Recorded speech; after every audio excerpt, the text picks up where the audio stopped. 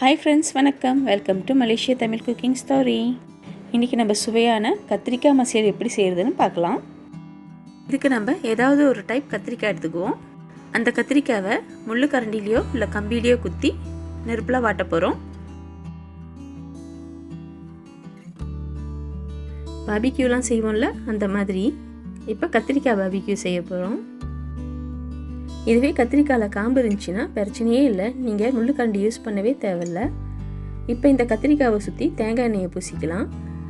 கத்திரிக்காயில் தேங்காய் எண்ணெயை இப்படி பூசிக்கிட்டு நீங்கள் நெருப்பில் வாட்டுறப்ப அதோட தோல் ஈஸியாக உறிஞ்சி வந்துடும். நம்மளுக்கு பிரிக்கிறதுக்கும் ரொம்ப ஈஸியாக இருக்கும். அதனால முடிஞ்ச வரைக்கும் இப்படி தேங்காய் எண்ணெயை கத்திரிக்காவை சுற்றி பூசிக்கிங்க.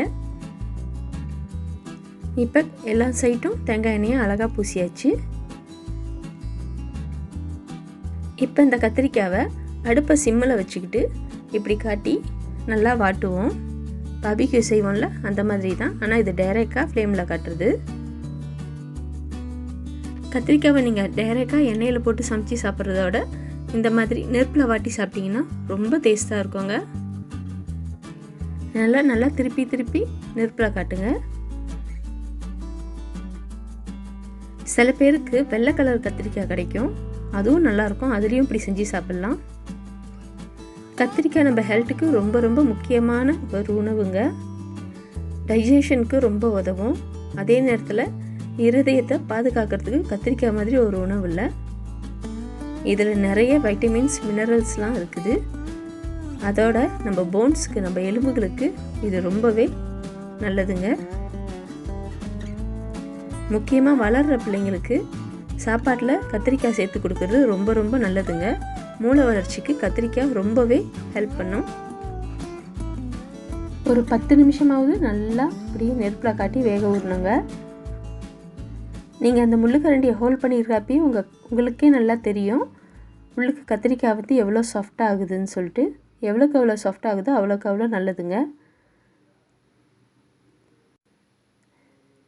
இந்த மாதிரி எல்லா சைட்டும் நல்லா நெருப்பில் காட்டணும். நல்லா எல்லா சைட்டும் காட்டி நல்லா வேக விடணும். நீங்கள் அந்த முள்ளுக்கரண்டியை பிடிச்சிருக்கிறப்ப உங்களுக்கே தெரியும் அது சாஃப்டாகிருச்சா இல்லையான்னு. இதோ இந்த மாதிரி வெடிச்சு வரும். அதோடய ஸ்கின் வந்து இப்படி வெடிச்சு வருங்க. இது ஒன் ஆஃப் த சைன் நல்லா வெந்துக்கிட்டு இருக்குதுன்ட்டு. பார்த்தீங்களா? எப்படின்னா நம்ம அதோட தோலை ரிமூவ் பண்ணுறதுக்கு ரொம்ப ஈஸியாக இருக்கும். தேங்காய் எண்ணெய் தடவி இருக்கவும் அது எவ்வளோ அழகாக பட்டாட்டம் வெடிச்சு வருது பாருங்கள். எல்லா சைட்டும் நல்லா வேக விடுங்க. சம்டைம்ஸ் வந்து ஒரு சைட் வெந்திருக்கும் நல்லா, இன்னொரு சைட் வெந்திருக்காது. எல்லா சைட்டும் நல்லா வேக விடணும். அப்போ தான் நம்மளுக்கு அதை மசிக்கிறதுக்கு ஈஸியாக இருக்கும். இந்த மாதிரி கத்திரிக்காவை நெருப்பில் காட்ட சம்டைம்ஸ் ஒரு சைட்டில் அப்படியே வெடித்து அதுக்குள்ளே இருக்கிற கத்திரிக்காவோட ஜூஸ் வெளியே வரும். கண்டுக்காதீங்க, அப்படியே நெருப்புலேயே காட்டுங்க, அது ஓகேவாயிரும். இப்போ நம்மளோட கத்திரிக்காய் எல்லா சைட்டும் நல்லா வெந்துருச்சு. இப்படி ஒரு பவுலில் நிறைய தண்ணி வச்சுக்கிட்டு அதில் இருந்து சுட்ட கத்திரிக்காவை போட்டுடலாம். இப்படி போட்டு தோலெல்லாம் இப்படி அழகாக உரிச்சு எடுத்துடலாம். ரொம்ப ஈஸியாக இருக்கும். நீங்கள் தண்ணியில் போடாமல் உரிச்சிங்கன்னா ரொம்ப சூடாக இருக்கும், கையெல்லாம் எரியும். அதுக்கு இந்த மாதிரி தண்ணியில் போட்டு தோலை உரிச்சு எடுத்துடலாம். தப்பு இல்லை, அழகாக வந்துடும். கத்திரிக்காயோட தோல்லாம் ரிமூவ் பண்ணி அழகாக எடுத்து வச்சாச்சு. புகை போது பாருங்கள், அதிலேருந்து உள்ளுக்கு அவ்வளோ சூடாக இருக்குது. இப்போ இந்த கத்திரிக்காவை இந்த மாதிரி மசிச்சுக்கலாம். உங்கள்கிட்ட மத்து இருந்துச்சுன்னா மத்துலேயும் மசிச்சுக்கலாம். இப்போல்லாம் இது வச்சுருக்கோம், ரொம்ப ஈஸியாக இருக்குது. இதில் இப்படி மசிச்சு விடலாம்.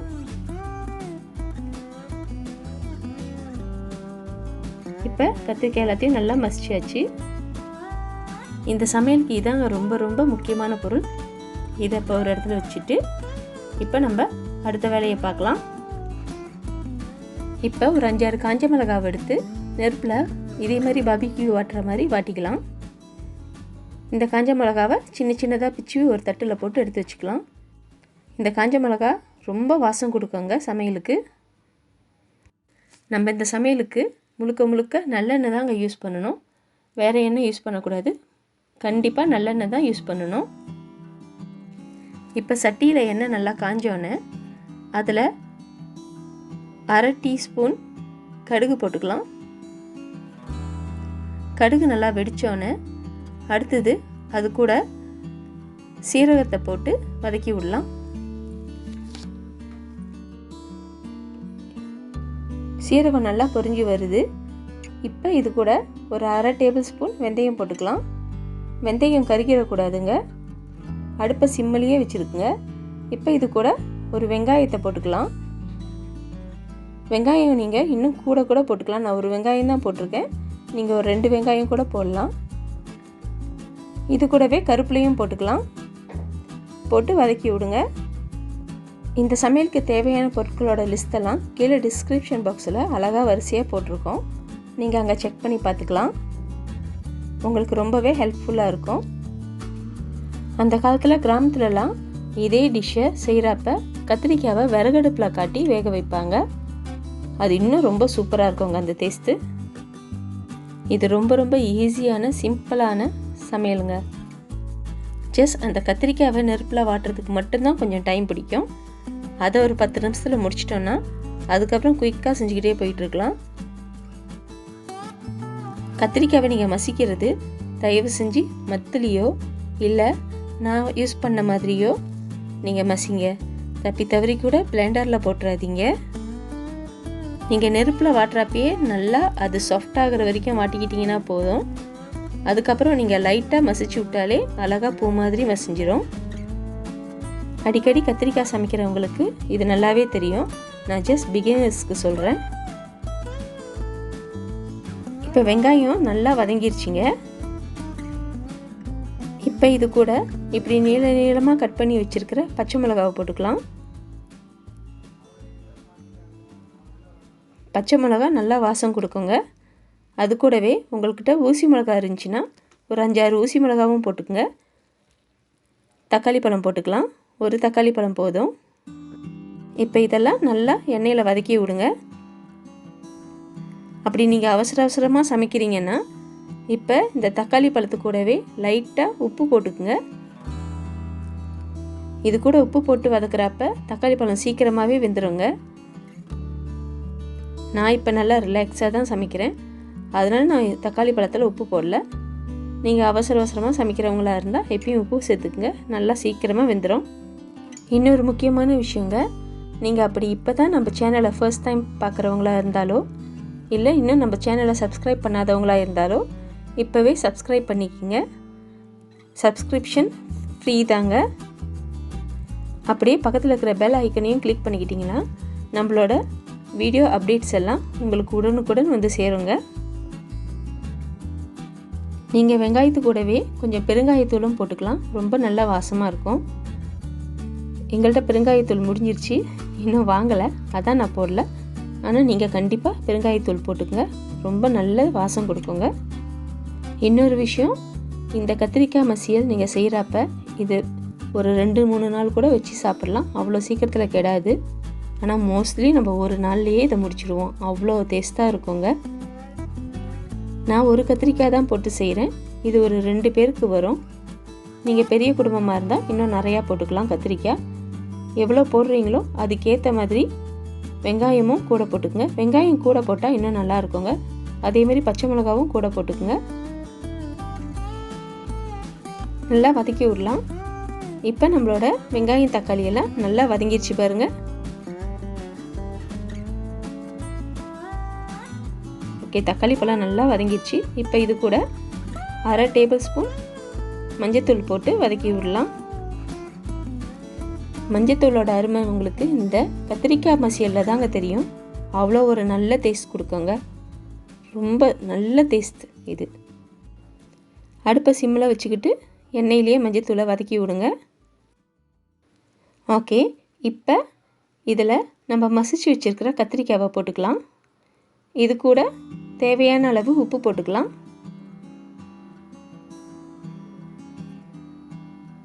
நான் 1/2 டேபிள் ஸ்பூன் உப்பு தாங்க போட்டுக்கிறேன். இப்போ இதெல்லாம் நல்லா ஒன்றா சேர்த்து வதக்கி விடலாம்.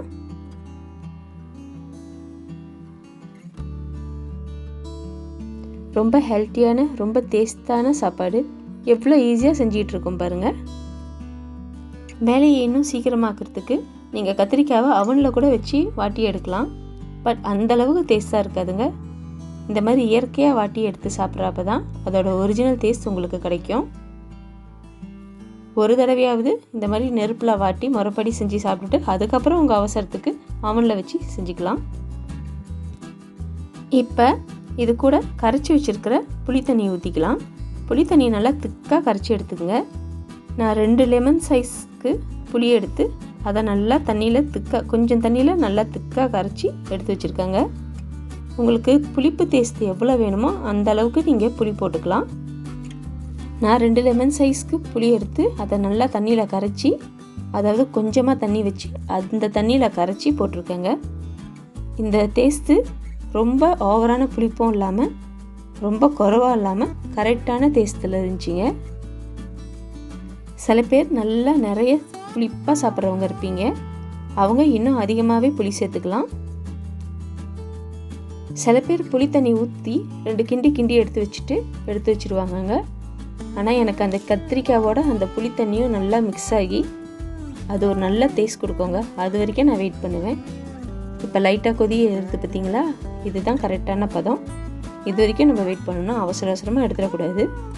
இப்போ இதில் ஒரு 1/2 டேபிள் ஸ்பூன் கருப்பு சீனி போட்டுக்கலாம். நீங்கள் வெல்லம் கருப்பட்டி எது இருந்தாலும் போட்டுக்கலாம், நல்லாயிருக்கும். அந்த புளிப்போட அந்த காரத்தோடையும் இந்த இனிப்பு சேர்றப்ப ஒரு சூப்பரான சுவை கொடுக்கும். இப்போ இது கூட நம்மளோட காய்ந்த மிளகாய் துண்டுகளை போட்டுக்கலாம். இந்த மாதிரி நெருப்பில் வாட்டின இந்த காய்ந்த துண்டுகளை இப்படி போடுறப்ப இதோட வாசம் நல்லா எடுத்து கொடுக்குங்க. இந்த கத்திரிக்காய் கூட மிங்கல் ஆகி ஒரு நல்ல மனம் வரும். நல்லா காரமான சாப்பாடு சாப்பிட்றவங்க, நல்லா புளிப்பாக நல்லா டேஸ்ட்டாக சாப்பிட்றவங்களுக்கு நான் சொல்கிறப்பே இந்த சமையலை பார்க்குறப்பே அவங்களுக்கு இதோட டேஸ்ட் என்னன்னு புரிஞ்சிருக்குங்க. இவ்வளோதாங்க, ஒரு 2 கிண்டி எடுத்துட வேண்டியது தான். நம்மளோட சுவையான கத்திரிக்காய் மசியல் ரெடி. இதை நீங்கள் ஒயிட் ரைஸ் ஆக்கி வச்சுக்கிட்டு இதை சைட் டிஷ்ஷாக இல்லை மெயின் டிஷ்ஷாகவே வச்சுக்கிட்டு சாப்பிடுங்க, சூப்பராக இருக்கும். அப்படி நீங்கள் வெஜிடேரியனாக இருந்தால் உருளைக்கிழங்கு பொரியல் கூட வச்சுக்கிட்டு சாப்பிட்லாம், நல்லாயிருக்கும். அப்படி நீங்கள் நம்ம மாதிரி நான்வெஜ்ஜியாக இருந்தால் பிரச்சனையே இல்லைங்க. பொரிச்ச முட்டையிலேருந்து பொரிச்ச நெத்திலிப்படியிலேருந்து பொரிச்ச மீன் வரைக்கும் இதுக்கு சைட் டிஷ்ஷாக வச்சுக்கிட்டு சாப்பிட்லாம், அவ்வளோ டேஸ்ட்டாக இருக்குங்க. ரொம்ப சிம்பிளாக ரொம்ப குறைவான காஸ்ட்டில் நம்மளுக்கு ஒரு சூப்பர் சாப்பாடு ரெடி ஆயிடுச்சு. அப்படி பிள்ளைங்களுக்கு கொடுக்குறதா இருந்தால் மிளகாவை குறைச்சிக்கங்க, ஊசி மிளகா போடவே போடாதீங்க, ரொம்ப விரும்பி சாப்பிடுவாங்க. ஓகே ஃப்ரெண்ட்ஸ், இந்த ரெசிபியை கண்டிப்பாக இன்றைக்கே ட்ரை பண்ணி பாருங்கள், ரொம்ப டேஸ்ட்டாக சுவையாக இருக்குங்க. இனி அடுத்த வீடியோட உங்கள் எல்லாரையும் சந்திக்கிறோம். மறக்காமல் நம்ம சேனலை சப்ஸ்கிரைப் பண்ணிடுங்க. தேங்க்யூ ஃபார் வாட்சிங். Terima kasih.